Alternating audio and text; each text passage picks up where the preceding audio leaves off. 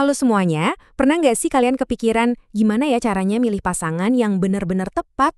Nah, di pembahasan kali ini kita bakal membedah sebuah tulisan yang luar biasa mendalam dari Ellen G. White soal keputusan paling krusial dalam hidup kita, memilih suami.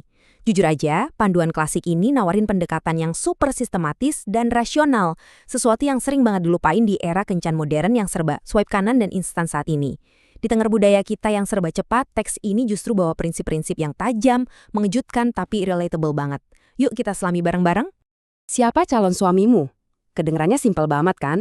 Tapi coba deh tanya ke diri sendiri, berapa sering sih pertanyaan ini dijawab buru-buru cuma gara-gara tekanan sosial atau rasa takut kesepian, alias FOMO? Pembahasan kita kali ini bukan sekedar ngasih tips kencan biasa ya. Kita bakal ngebahas sebuah proses vetting atau penyaringan internal yang luar biasa ketat. Saya pengen kalian mikir sejenak, gimana cara kalian sekarang ini menilai orang yang bakal mendampingi sisa hidup kalian? Apakah fondasinya udah beneran kuat? Oke, kita masuk ke bagian pertama ya, bobot sebuah pernikahan. Sebelum kita mulai ngetes orang lain, penulis negasin satu fondasi penting. Kita wajib paham dulu seberapa berat dan seriusnya komitmen pernikahan itu. Teks ini dengan jelas bilang, kalau ada satu aja hal di dunia ini yang butuh pemikiran super tenang, itu adalah pernikahan. Kata kuncinya di sini adalah ketenangan.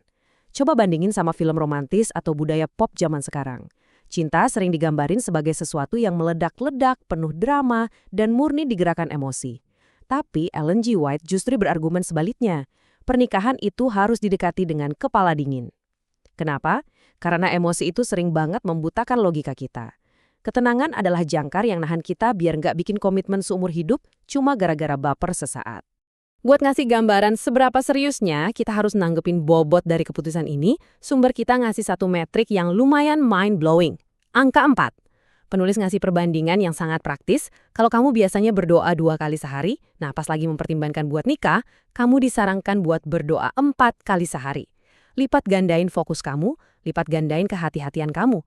Kenapa bisa gitu? Karena pernikahan itu bukan kontrak sementara, guys. Ini adalah sesuatu yang bakal ngubah total lanskap kehidupan kamu. Dampaknya nggak cuma buat kebahagiaan di dunia aja, tapi punya efek domino spiritual yang panjang. Beban ini terlalu besar buat dipikul tanpa kepala yang jernih.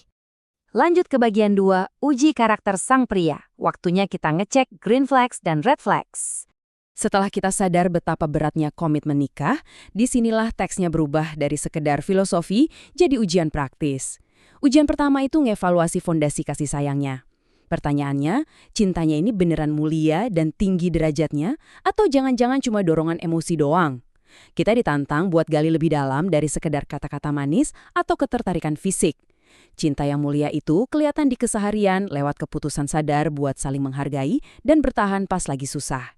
Kalau cuma kekaguman emosi, itu bisa pudar secepat kilat.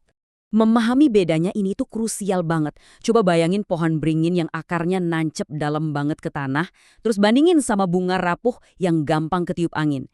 Cinta yang mulia, yang dibarengi karakter yang baik, itu ibarat akar kuat tadi.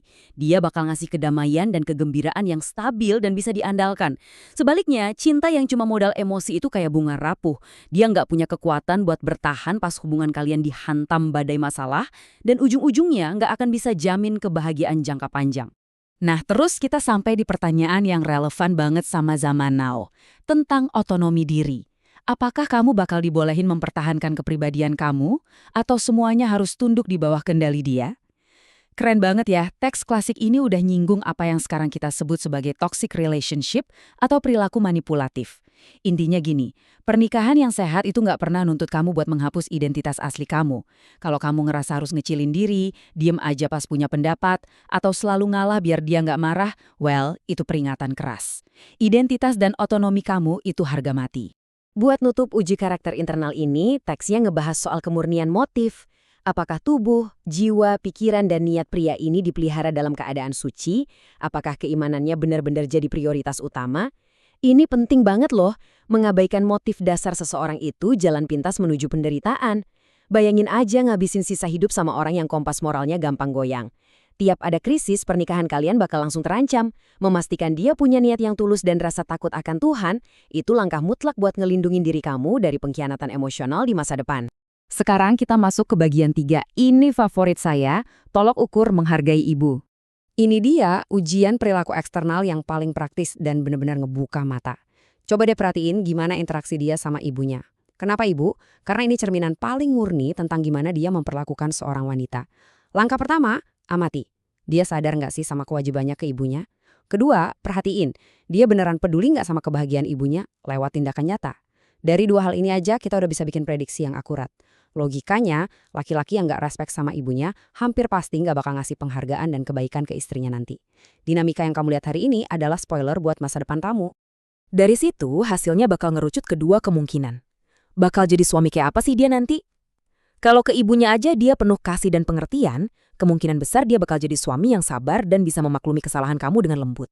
Tapi, bayangin kalau dia malah jadi sosok yang diktator. Tipe cowok bosi-bosi yang kerjanya ngeritik dan maksain kehendak tanpa empati ke keluarganya sendiri. Nah, kabar baiknya, kamu nggak perlu nebak-nebak. Tanda-tandanya udah terpampang nyata dari cara dia ngomong dan bersikap ke keluarganya sekarang. Masuk ke bagian 4, tanda bahaya alias red flags yang nggak bisa ditawar. Kalau tadi kita nyari sifat baik, sekarang penulis ngelis deal breakers yang sifatnya absolut.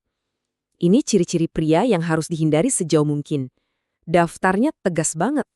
Pria yang pemalas, yang suka ngejek hal-hal suci, yang mulutnya kotor, yang suka mabuk, dan yang nggak takut sama Tuhan.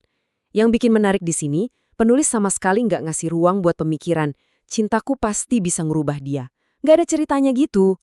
Ini jebakan kencan masa kini banget kan? Instruksinya jelas tanpa kompromi. Hindari mereka. Karakter buruk yang udah mendarah daging itu bukan proyek perbaikan yang harus kamu kerjain.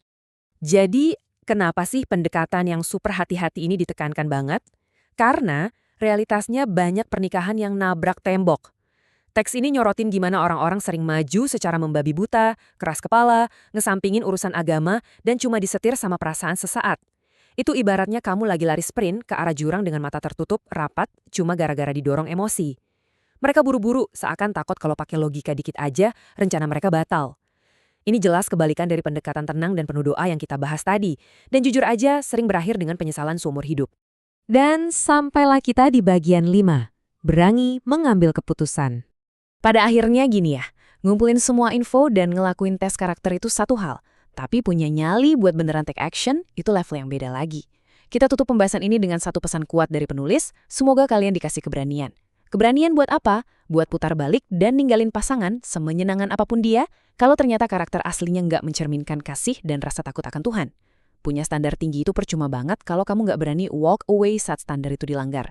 Jadi, ada satu pertanyaan buat kamu renungin hari ini. Pas kamu ngambil keputusan dalam hubungan selama ini, apakah itu beneran dibangun dari evaluasi yang matang dan sabar? Atau jangan-jangan kamu cuma lagi keseret emosi sesaat? Jawabannya ada di tangan kalian. Terima kasih udah ngikutin pembahasan kali ini, semoga wawasan ini bikin kalian lebih empowered buat milih dengan bijak. Sampai jumpa!